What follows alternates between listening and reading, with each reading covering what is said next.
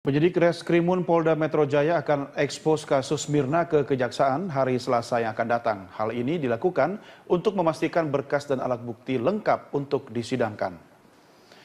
Hal ini disampaikan oleh Dirkrimun Polda Metro Jaya, Krisna Murti, terkait perkembangan kasus meninggalnya Mirna. Krisna menambahkan ekspos ini penting dilakukan meski belum ada tersangka.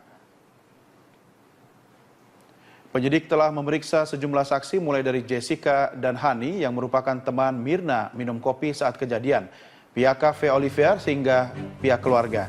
Penyidik juga memeriksa sejumlah ahli, diantaranya ahli pidana dan psikologi forensik untuk mendalami kasus ini. Polisi mengaku tidak mau buru-buru untuk menetapkan tersangka. Ekspos itu untuk koordinasi, jangan sampai ketika kami menetapkan tersangka, kemudian mereka bilang nggak pas ini. Itu kan biasa dilakukan oleh penyidik dengan JPU, karena nanti berkas kami itu yang menyajikan di peradilan kan JPU. Maka kami ekspos, koordinasi ekspos seperti ini, kekurangannya apa, cukup nggak. Kalau mereka nyatakan cukup, kalau mereka nyatakan kurang, kami dalami lagi. Nggak bisa penyidik berdiri sendiri sok-sokan. Pemirsa, untuk mengetahui informasi selengkapnya kita segera bergabung dengan reporter Yuwil Yanawan dan juru kamera Bobby Tobing dari Johar Baru, Jakarta Pusat. Ya Yuwil, bisa Anda gambarkan seperti apa kondisi terkini terkait dengan penyergapan pelaku bernama Riko yang merupakan salah satu pelaku penyerangan polisi di Berlan, Jakarta Timur?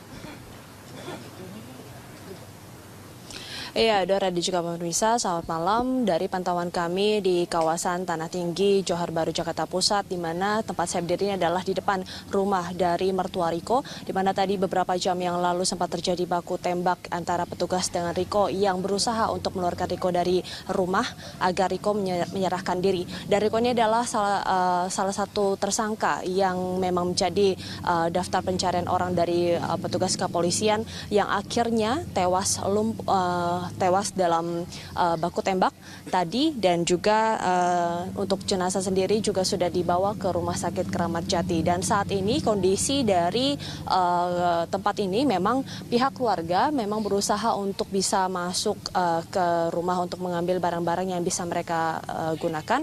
Di antaranya adalah mertua dan juga kakak ipar dari Riko.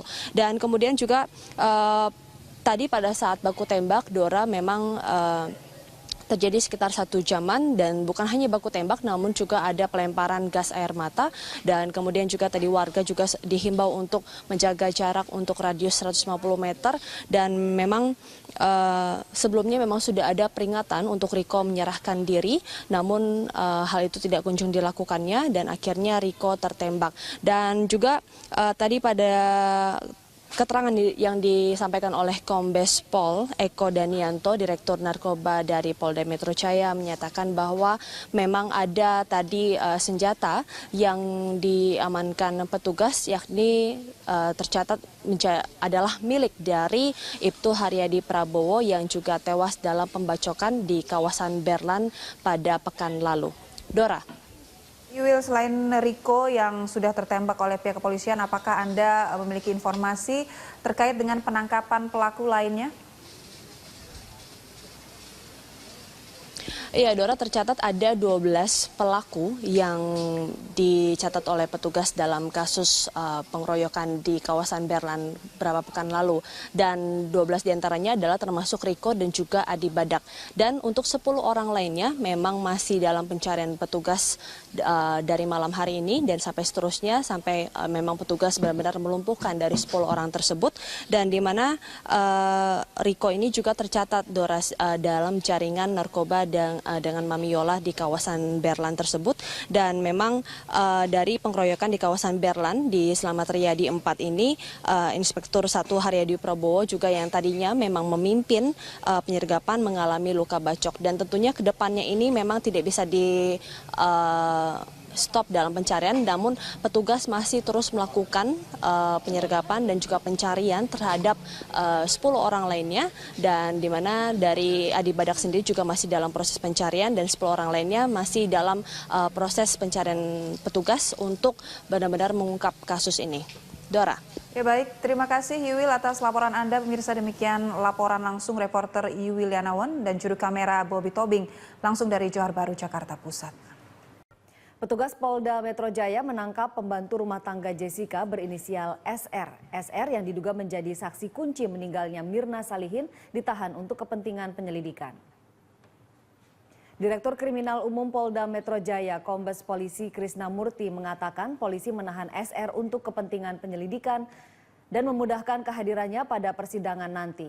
SR merupakan pembantu rumah tangga Jessica yang diminta membuang celana yang dipakai Jessica saat bertemu Mirna di Cafe Olivier.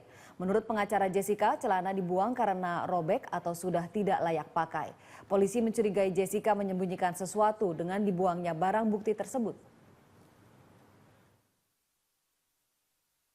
Orang tuanya datang, orang tua yang bersangkutan datang ke kami minta dipulang menjemput, tapi kan kalau jauh kita tempatkan di rumah khusus dengan orang tuanya mengetahui dengan harapan nanti ketika dibutuhkan pada saat sidang dia tidak sulit dicari karena kan rumahnya nggak jauh namanya juga. Itu. Jadi seberapa penting sih Pak?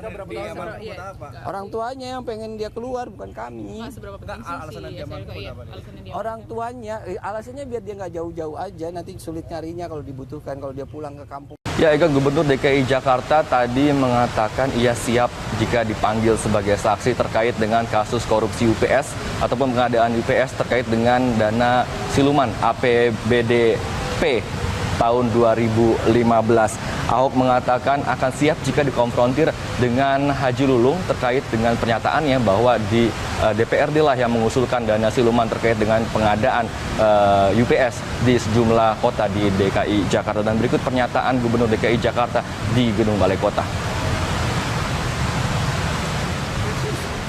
Jaksa minta bantu kita untuk bantu saksi yang memberatkan. Dikit memberatkan tersangka. Karena kan di situ kita yang bocorin kan, ada permainan kan, termasuk BPKP mengatakan ada siluman. Dan saya juga merasa, saya juga kaget kan. Makanya saya copot inspektorat gitu loh. Saya kaget gitu loh. Inspektorat ngaku sama kita, dulu kan masih ingat kan. Saya minta dia coret yang tidak perlu, lalu dia coret. Kenapa di APBDP tiba-tiba dia muncul? Lalu minta kita di inspektorat. Saya bilang jangan periksa dulu, biar BPKP apa yang lain periksa, dia periksa dulu. Makanya begitu dengar kesaksian di pengadilan, saya tidak tahu gitu loh. Ternyata kepala dinas yang lama, termasuk sekda, tahu loh. Kan di pengadilan ngomong. Nah makanya jaksa pengen saya menguatkan itu. Mungkin setelah itu bisa ada tersangka baru saya kira. Bapak rencananya datang untuk... Oh saya harus datang dong, saya mau bongkar. Anda menyaksikan News Update pukul 17 waktu Indonesia Barat bersama saya Ani Rahmi. Gubernur DKI Jakarta Basuki Cahayapurnama geram dengan oknum PNS senior yang membuli PNS junior di Pemprov DKI Jakarta. Kasus bullying ini didengar Ahok melalui laporan adanya PNS senior yang melarang PNS junior untuk menggunakan bus jemputan. Bukan dihilangin, Nas. Kan kita tanya sama PNS ya. Ini namanya ngelunjak, saya bilang. Ini namanya betul-betul ngelunjak. Kita kasih bus, pagi-pagi datang. Tanya sama PNS muda, bisa naik nggak? Dibully loh di dalam bus. Sama yang udah duduk, merasa kursi punya dia. Jadi kalau PNS muda dibully, ini pertama. Terus kedua, ada iuran bulanan lagi. 75.000 besok 1.000. Ini brandnya kan luar biasa nih, ada iuran bulanan. Yang menarik iuran siapa Pak? Iya, saya ada grupnya, ada kayak gengnya nih. Udah kayak ada gengnya, kayak membership. Yang muda-muda nggak bisa naik. Dibully karena ini punya si A, si B kursinya. Terus kalau ada yang penumpang biasa, numpang naik boleh nggak? Boleh, dipungutin duit. Dua-duanya dari siapa Pak? Ya saya kan taruh mata-mata banyak. Pak itu iurannya buat sopir PNS, gimana Pak? sopir digaji kok, makanya dia ada permainan. Terus tarik lagi dari penumpang. Nah, itu udah dosanya. Dosa apa lagi sekarang? Pemirsa, penyidikan kasus dugaan korupsi pendirian Bank Banten terus dilakukan oleh KPK. Dan untuk kedua kalinya Gubernur Banten Rano Karno diperiksa sebagai saksi dalam kasus itu. Kita akan mengetahui bagaimana perkembangan terkini dari KPK bersama reporter Yul Yanawan dan juru kamera Bobby Tobing langsung dari Gedung KPK Jakarta. Ya Yul, bagaimana perkembangan terbaru dari kasus dugaan korupsi pendirian Bank Banten? Iya, Doni, untuk hari ini memang KPK menjadwalkan dari pemanggilan Gubernur Banten Rano Karno yang tadi pagi sudah datang pada pukul 9.30 di KPK. Adapun Rano Karno bersama dengan saksi lainnya yakni Muhammad Yanuar diperiksa sebagai saksi untuk tersangka Riki Tampi Nongkol yakni dirut dari PT Banten Global Development atas TPK suap pengesahan dari APBD Pemprov Banten dalam pembangunan Bank Daerah Banten. Dan pemeriksaan ini adalah merupakan pemeriksaan yang kedua untuk Rano Karno, dan perkembangan dari penyidikan kasus ini memang KPK masih memeriksa beberapa saksi terkait dari para tersangka yang sebelumnya KPK juga telah menetapkan 3 tersangka dalam kasus ini, diantaranya adalah anggota DPRD Banten dari fraksi PDIP yakni Tri Satya, kemudian ada wakil ketua DPRD Banten dari fraksi Golkar SM Hartono, dan ketiga adalah tadi yang saya sebutkan adalah dirut dari PT Global Development yakni Riki Tampi Nongkol. Dan memang untuk pemeriksaan dan juga penyidikan atas kasus ini dan perkembangannya KPK masih terus menelusuri keterangan dari saksi-saksi. Doni. Ya, Yui, lalu apa saja keterangan yang disampaikan oleh Rano Karno saat selesai menjalani pemeriksaan sebagai saksi di KPK?